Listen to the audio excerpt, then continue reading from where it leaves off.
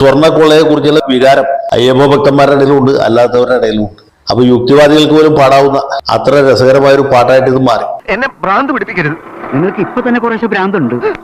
പരസ്യമായിട്ട് പാടും ഞങ്ങളൊക്കെ. ആരാണോ നിരോധിച്ച് അവരുടെ മുമ്പിൽ തന്നെ പോയിട്ട് പാടും. അപ്പോൾ അത് കേൾക്കാൻ ക്ഷമയില്ലെങ്കിൽ വേഗം തന്നെ തീരുമാനം പിൻവലിക്കുക. ഇങ്ങനൊരു പാട്ട് കേട്ടിട്ട് RSSകാർക്കോ വിശ്വ ഹിന്ദു പരിഷത്തുകാർക്കോ BJPക്കാർക്കോ ആർക്കും വികാരത്തിന് യാതൊരു ഗുണം ഉണ്ടായില്ല.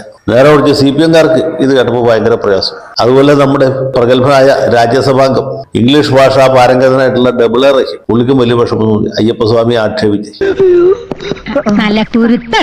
ദൈവവുമായിട്ട് മാത്രമേ അവർക്ക് ബന്ധമില്ലാതെയുള്ളൂ, പക്ഷേ ഭക്തലക്ഷങ്ങളുടെ വോട്ടുമായിട്ട് അവർക്ക് കൃത്യമായിട്ടുള്ള ഒരു ബന്ധമുണ്ടെന്ന് ജനങ്ങൾ തിരിച്ചറിയുക. എന്താണ് അങ്ങനെയൊക്കെ പറയുന്നത്? പിന്നെ എങ്ങനെ പറയണത്?